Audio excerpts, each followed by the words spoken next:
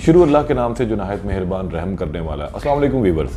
आज बहुत बड़ी डेवलपमेंट हुई है पाकिस्तान की सियासत में और पाकिस्तान तहरीक इंसाफ के अंदर। पाकिस्तान तहरीक इंसाफ ने अपनी सियासत का यकसर ही जो है वो बिल्कुल बदल दिया। और पाकिस्तान तहरीक इंसाफ शुरू से ही लोग कहते हैं कि ये एक तब्दीली की जमात है, तब्दीली की तरफ ये अक्सर माइल भी रहते हैं और तब्दीली ही का जो है वो बयानिया लेकर इन्होंने सियासत के जो है अमली मैदान में कदम रखा था। और आज इसका एक अमली नमूना हमने देखा कि पाकिस्तान तहरीक इंसाफ के जो चेयरमैन है इमरान खान, उन्होंने एक बहुत बोल्ड डिसीजन लिया। जो सियासी नाकदीन है वो भी इस बोल्ड डिसीजन के हवाले से बहुत ज़्यादा परेशान नज़र आए कि आखिर इमरान खान ने ये इतना बड़ा जो स्टेप है वो किस तरह ले लिया। क्योंकि उनके मुतालिक ये भी एक बात कही जाती है कि वो अपनी खुद ही के अंदर जो है वो रहते हैं और इससे वो बाहर नहीं निकल सकते। एक शेल उन्होंने अपने इर्द गिर्द बनाया हुआ और उस शेल से बाहर निकलने के लिए अगर वो बाहर निकलेंगे तो वो उनकी मौत वाक़या हो जाएगी। लेकिन ऐसा नहीं हुआ और आज इमरान खान ने एक ऐसा सियासी धमाका किया जिससे जो इनके मुखालफिन हैं उनकी नींदें काफ़ी हद तक हराम भी हुई हैं। और हमने ये भी देखा कि इस सियासी जो फैसला है इसके बाद पाकिस्तान तहरीक इंसाफ को जो है बहुत ज़्यादा पजीराई भी मिलेगी। और इसके साथ साथ जो सियासी जमातों के अंदर एक वरासती अमल जारी था उसकी आज इमरान खान ने जो है वो ईंट से ईंट मैं कहूँगा बजा के रख दी। क्योंकि अब सियासी जमातों के अंदर से भी नारा बुलंद होगा, दीगर सियासी जमातों के अंदर से, कि आखिर मैं क्यों नहीं, आखिर वो क्यों नहीं, आखिर ये क्यों नहीं। मतलब ये मेरे कहने का मकसद ये है कि आज इमरान खान ने अपनी सर से चेयरमैनशिप की पग उतार कर एक आम इंसान के सर के ऊपर रख दी है, जबकि दीगर सियासी जमातें जो है अभी तक मोरूसी सियासत को लेकर आगे चल रही हैं। अगर हम मुस्लिम लीग नून की बात करें तो वहाँ शरीफ फैमिली के अंदर ही ये मोरूसी सियासत चल रही है। एक के बाद दूसरा, दूसरे के बाद तीसरा, बड़ा भाई फिर छोटा भाई फिर बेटी भतीजा बाप, इसी तरह ये चीज़ें चलती आ रही है। और अगर हम चलते हैं पाकिस्तान पीपल्स पार्टी की जानिब तो वहाँ पर भी यही सूरत हाल है कि जुल्फ़िकार अली भुट्टो साहब, उसके बाद मोहतरमा बेनज़ीर भुट्टो शहीद साहिबा और फिर आसिफ अली जरदारी साहब और फिर उसके बाद उनके जानशीन जो हैं चेयरमैन बिलावल भुट्टो साहब हैं।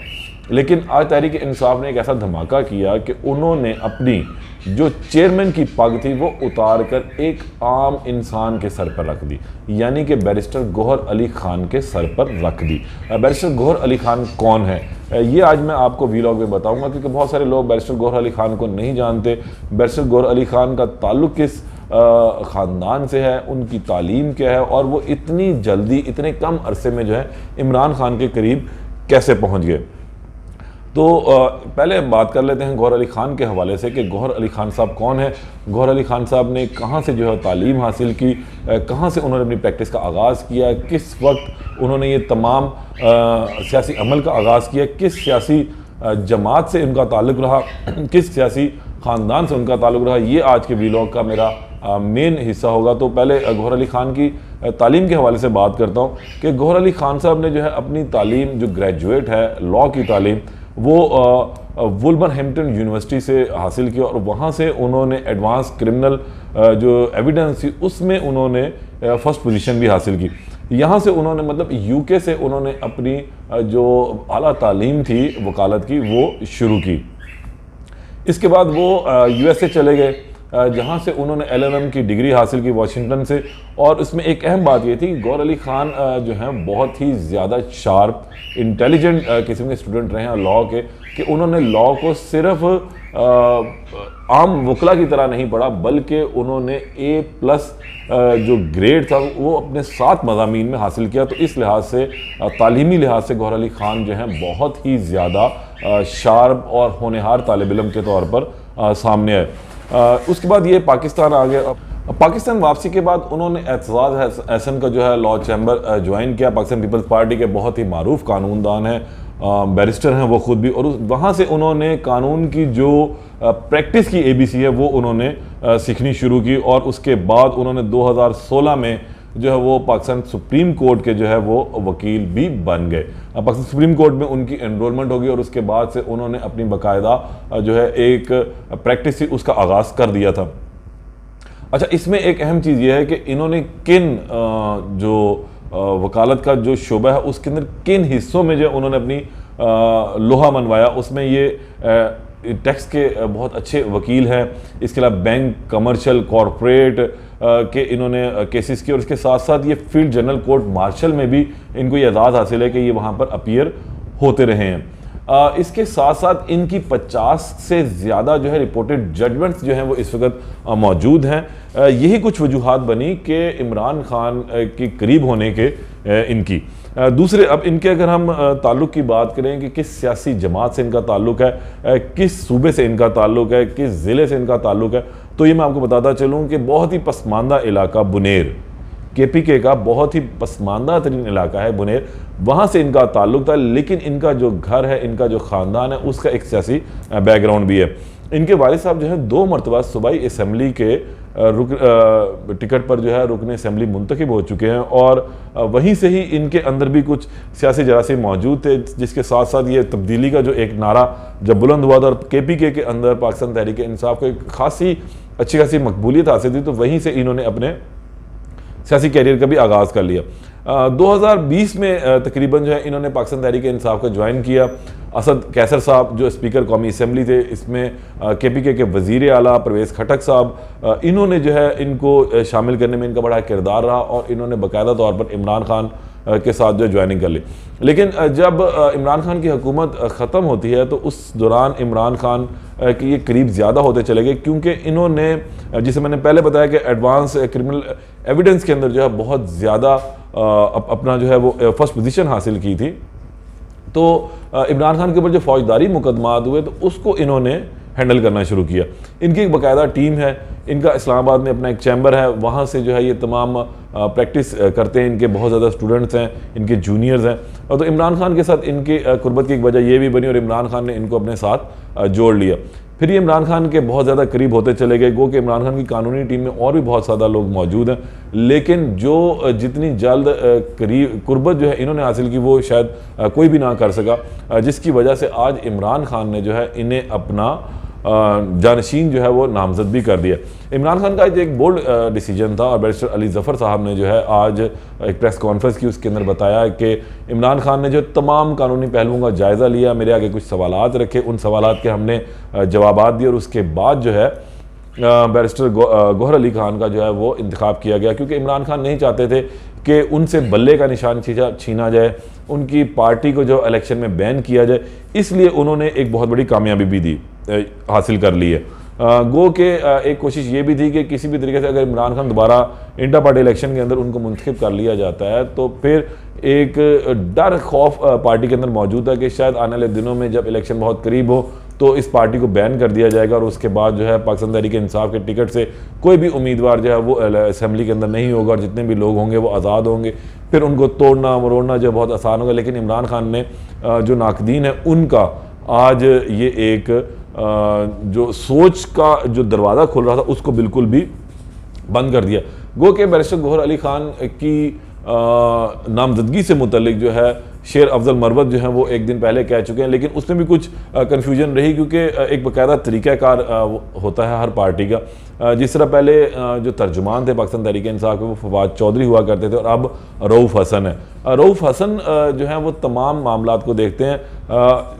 अब इमरान खान से जो आसानी से मिलने ये तमाम, मैं एक चीज़ और मैकेनिज़्म आपको थोड़ा समझा दूं कि ये तमाम जो इमरान खान के अहकामात हैं, ये इमरान खान के जो फ़ैसले हैं उनकी तौसीक किस तरह होती है, उनका उसका तरीक़ाकार क्या, वो उसमें कुछ इस तरह से है। थोड़ा सा मैं आपको एक ब्रीफ कर देता हूँ कि इमरान खान से सिर्फ वकला की जो टीम है उनकी मुलाकात बहुत आसानी से हो जाती है। तो इमरान खान ने अपने बहुत ही करीबी जो वकला हैं, पुर एतमाद हैं, जो उनके साथ खलूस दिल से चल रहे हैं, उनको अपने करीब रखा हुआ और वो इनसे मुलाकात करते हैं, मशावरत होती है। सियासी फ़ैसले जेल के अंदर बैठ के ज़रूर हो रहे हैं और उसके बाद ये वकला की जो कमेटी है, जो वकला हजरात हैं, वो बाहर आके जेल से, जो इमरान खान अब जेल जाने से पहले एक कोर कमेटी तश्कील देकर गए थे, क्योंकि उस कोर कमेटी के भी बहुत सारे अरकान जो इस टाइम जेलों में बंद हैं, जिसमें शाह महमूद कुरैशी साहब हैं, फिर चौधरी परवेज़ इलाही साहब हैं, ये तमाम लोग जो हैं इस वक्त जेलों में बंद हैं।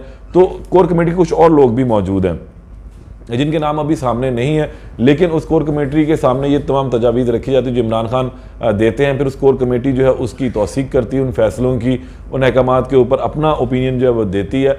फिर वो तमाम चीज़ें जो हैं वो रऊफ़ हसन साहब के पास जाती हैं, जो एक्स जो हमारा सोशल मीडिया का एक प्लेटफॉर्म है, वहाँ से उसको रिलीज़ कर देते हैं। गो के शेर अफजल मरवत भी उस कमेटी के अंदर शामिल हैं जो इमरान खान से मुलाकात करती है, तो उन्होंने थोड़ा सा जल्दबाजी का मुजाहरा किया और कल ही इनका नाम डिस्क्लोज़ कर दिया था। लेकिन क्योंकि इसी वजह से जो है कंट्रडिक्शन चली सोशल मीडिया के ऊपर कि शेर अफजल मरवत की बात को अहमियत ना दी गई, लेकिन जो बात उन्होंने कही वो आज दुरुस्त साबित भी हुई है। तो अब ये एक तरीक़ाकार था। लेकिन इमरान खान के इस बोल्ड सियासी फैसले के बाद जो है अब तमाम सियासी जमातों में भी ये आवाज़ें उठेंगी कि आखिर मैं क्यों नहीं चेयरमैन बन सकता, मैं क्यों नहीं सदर बन सकता। क्योंकि शरीफ फैमिली के अंदर भी हमने देखा कि पाकिस्तान मुस्लिम लीग नून के जो कायद हैं मियां नवाज शरीफ, जब उनको पार्टी सदारत से हटाया गया तो उसके फ़ौरन बाद जो है वो पार्टी सदारत शिफ्ट होकर पाकिस्तान मुस्लिम लीग नून के उनके छोटे भाई शहबाज शरीफ साहब के पास आ गई। जिस टाइम मुस्लिम लीग नून मुकम्मल तौर पर जिला वतनी काट रही थी जनरल परवेज़ मुशर्रफ साहब के दौर में, तो उस वक्त जावेद हाशमी साहब को कुछ अरसे के लिए इन पार्टी का सदर बनाया गया था। इसी तरह पाकिस्तान पीपल्स पार्टी ने भी जब जिला वतनी काट रही थी मोहतरमा बेनज़ीर भुट्टो शहीद साहिबा, तो उस वक्त मखदूम अमीन फ़हीम साहब को जो है वो पार्टी का चेयरमैन बनाया गया था। और फिर जब पार्टी ऑलमोस्ट बैन हो कर दी गई थी तो उन्होंने पाकिस्तान पीपल्स पार्टी पार्लियामेंटेरियम के नाम से एक पार्टी जो रजिस्टर्ड करवाई, जिसको जो है वो उसके चेयरमैन मखदूम अमीन फ़हीम मरहूम थे। लेकिन अभी अगर हम देखते हैं तो जैसे फिर पीपल्स पार्टी का रिवाइवल हुआ, वापस आई मोहतरमा साहिबा, तो उसमें उन्होंने फिर तमाम कमान जो है अपने पास चली, वो फिर चेयरपर्सन बन गई। लेकिन उनकी शहादत के बाद फिर ये को चेयरमैन बने आसिफ अली जरदारी साहब। फिर अब उन्होंने जब देखा कि मेरा बेटा जवान हो गया और सियासत के अंदर कदम लग सकता है, सियासत की सूझबूझ उन्हें आ गई, तो उन्होंने फिर चेयरमैन जो है वो बिलावल भुट्टो साहब को कर दिया। लेकिन अगर हम दूसरी तरफ देखते हैं जो दीनी जमातें हैं हमारी, उसमें पाकिस्तान जो जमात इस्लामी है उसके अंदर ही एक जमहूरिया अमल अभी मौजूद है कि उनका एक बाकायदा तौर पर अमीर नामजद किया जाता है। उनके इलेक्शन होते हैं, वो इंटर पार्टी इलेक्शन होते हैं, पूरे मुल्क में होते हैं, फिर वहाँ से अमीर का जो इंतखाब किया जाता है फिर वो चलता आगे। और हमने एक चीज़ और भी देखी कि जमात इस्लामी के जितने भी अमीर आज तक बने, उन्होंने कभी भी दोबारा अमारत के लिए ख्वाहिश का इजहार नहीं किया, लेकिन जितना भी अरसा वो रहते हैं वो भरपूर तरीके से काम करते हैं। और ये एक जो जिसे हम कहते हैं कि तकसीम का अमल या उसमें एक दर्जा ब दर्जा जो आगे जाने का अमल है, वो जमात इस्लामी के अंदर बतदरीज अभी तक मौजूद है। और इसी तरह ही पाकिस्तान तहरीक इंसाफ वो पहली पार्टी थी जिसने इंटर पार्टी इलेक्शन करवाए, जो कि वो इलेक्शन थोड़े से मुतनाज़ा हो गए। जस्टिस रिटायर्ड वजीउद्दीन साहब जो है उसके अंदर थोड़ा सा उनका इशू आ गया। हामिद खान साहब जो नज़रियाती उनके थे, उनके साथ उनके कुछ मामला ख़राब हुए। लेकिन वक्त गुजरने के साथ साथ हमने देखा कि ये मामला भी अब बेहतर हो चुके हैं और हामिद खान साहब जो हैं अब इस पाकिस्तान तहरीक इंसाफ जो मौजूदा है उसको भरपूर तरीके से लेके अभी चल भी रहे हैं। लेकिन बैरिस्टर गौहर अली खान के हवाले से जो मैंने आपको चीज़ें बताई कि गौहर अली खान साहब कौन है, उनका शजरा नसब क्या है, उनकी तालीम क्या है और वो किस तरीके से पार्टी को अब चलाएँगे, वो तमाम बातें जो आपसे डिस्कस की हैं। अब आने वाले दिनों में मज़ीद जो भी अपडेट होगी उस पर भी आपको अपडेट करते रहेंगे। तब तक के लिए इजाज़त दें, चैनल को ज़रूर सब्सक्राइब करें। अल्लाह निगहबान।